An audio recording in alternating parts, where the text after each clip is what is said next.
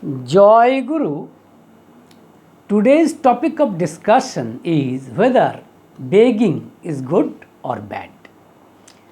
Begging is considered as a livelihood, and particularly in developing countries like India, particularly those people who are physically handicapped, who are incapable of doing hard works, they take begging as a mean of livelihood.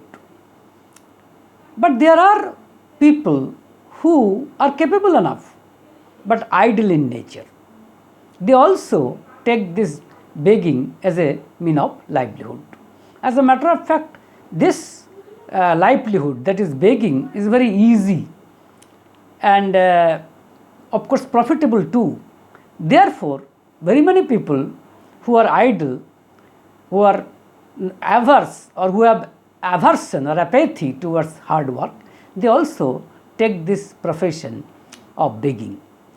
And in need, they even take makeup to make them, pitiful or wretched creatures. But there are other kinds of beggars also.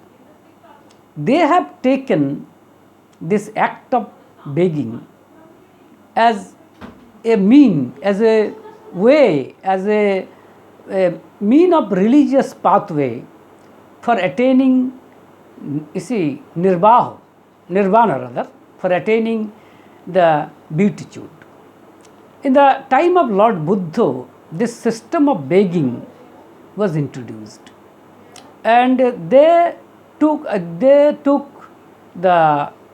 this act of begging as a sacred way, as a sacred act, and they are known as Buddhist mendicant friars or Buddhist mendicant nuns.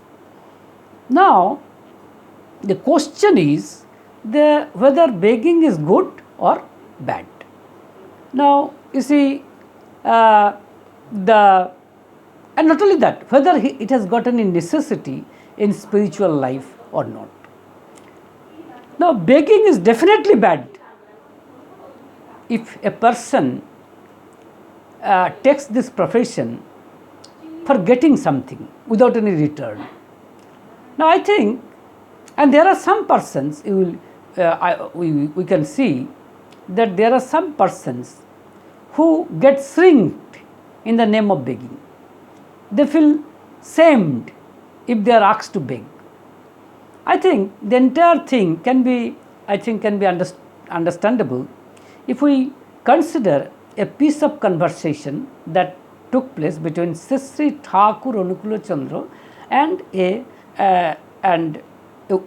woman. On 29th November 1944, while Sri Thakur Anukul Chandra was seated on a four-legged wooden stool and he was conversing with audience, then women came and told us, Sri Thakur, to collect money for her.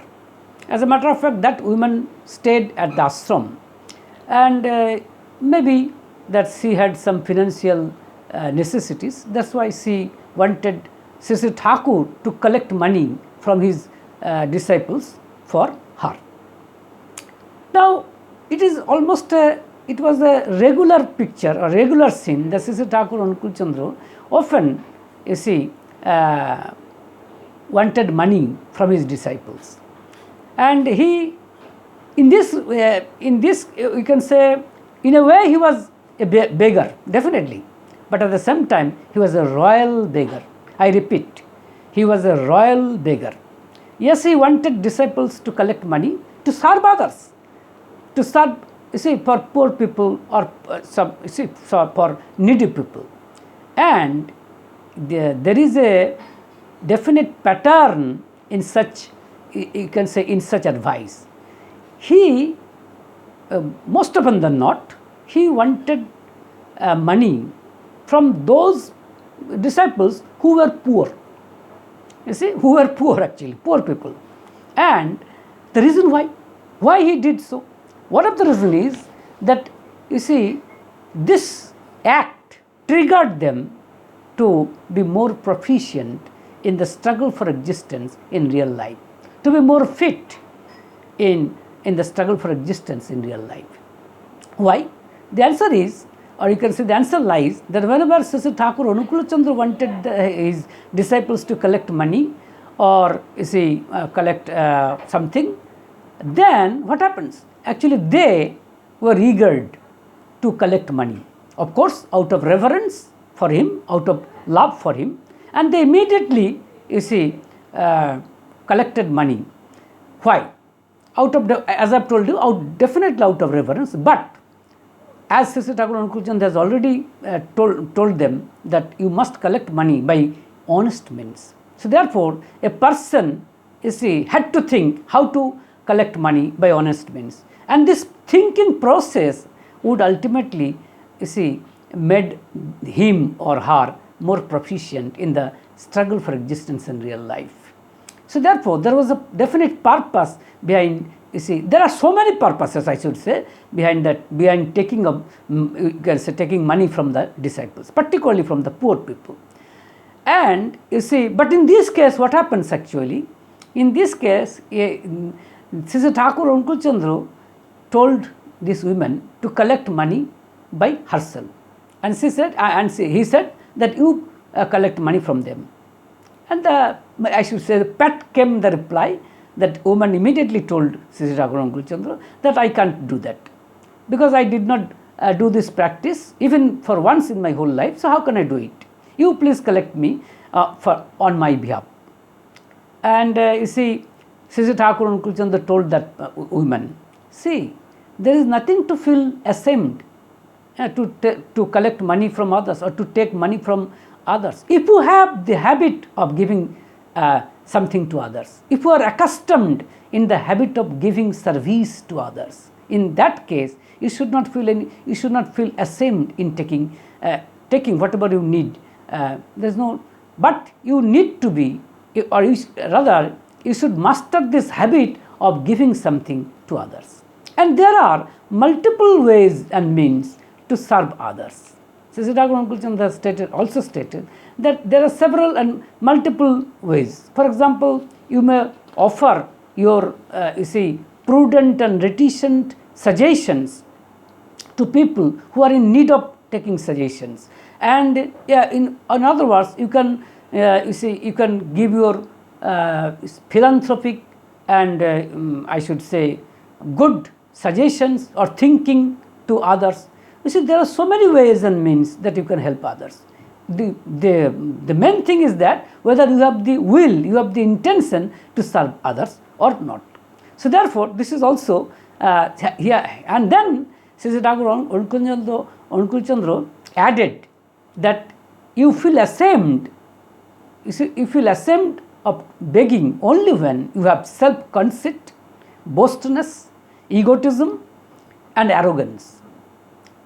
Not that you cannot beg from others, not because of your sensitiveness, but because of your vanity and pride.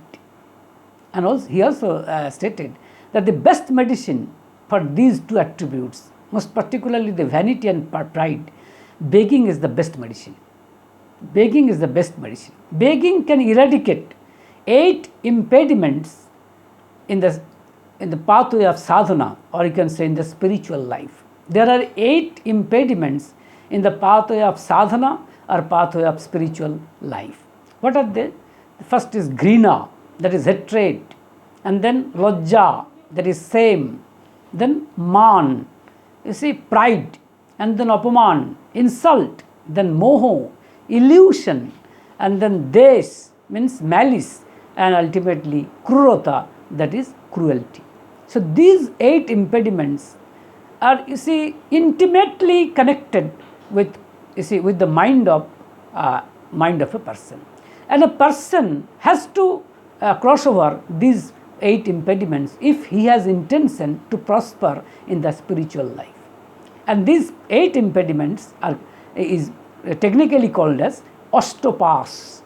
And begging is you can say is the best way to eradicate these osteopaths, that is 8 impediments. As a matter of fact, the bad attributes melt away when a person begs. In other words, the act of begging has a unique quality to eradicate, or to melt, I should say, to melt is all these bad attributes, all these, you see, bad attributes. So therefore, in this sense, in my opinion, I should say that begging is an act of practice, I should say, practice of how to serve others. In other words, if a person has the ability in begging, that means he has enjoyed the act of serving others. In other words, that it is a pleasure to serve others. You can feel it only if you have the practice of begging. That is, if you have the ability to beg. In other words, Sri Thakur Anukul Chandra, for example, he was, as I have already stated, that he was a royal beggar. Why? Because he had no intention for his own good. He was always eager, he was always anxious to serve others, to give others, to provide others, to nurture others. So therefore, he was a royal beggar.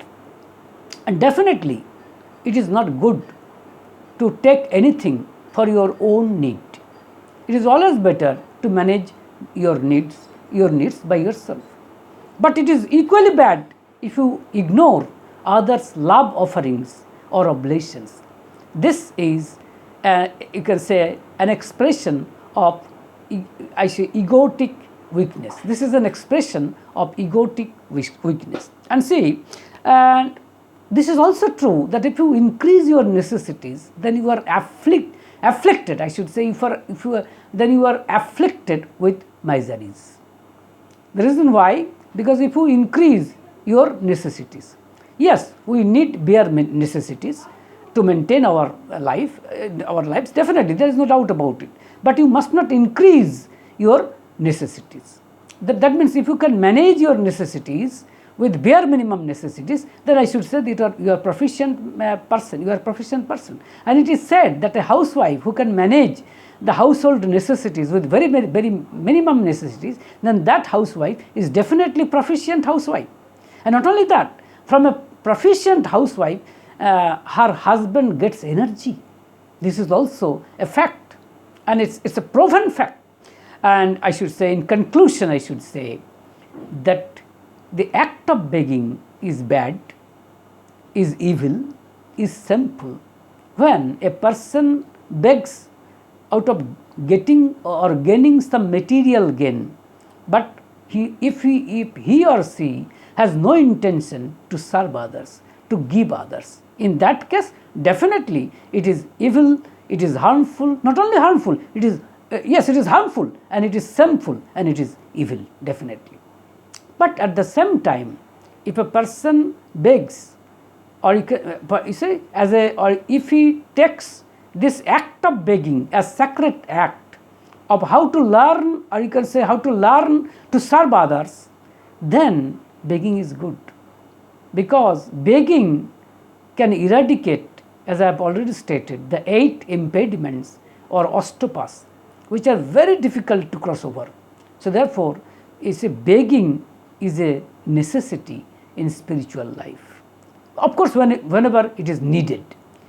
So therefore, in conclusion, I must say that try to be a royal beggar like Sri Thakur Anukul Chandra. So live in love. Joy Guru.